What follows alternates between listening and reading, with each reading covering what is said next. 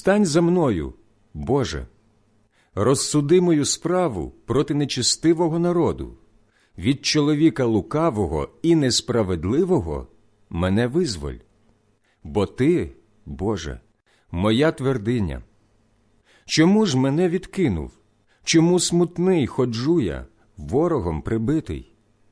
Пошли світло Твоє і Твою правду, вони нехай мене ведуть і заберуть на святу гору Твою і до Твоїх наметів.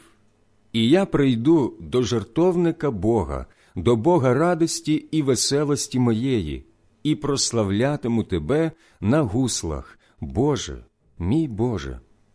Чому побиваєшся, душа моя, і тривожишся в мені? Надійсь на Бога, бо я ще буду Його прославляти, Спасителя, обличчя мого і мого Бога.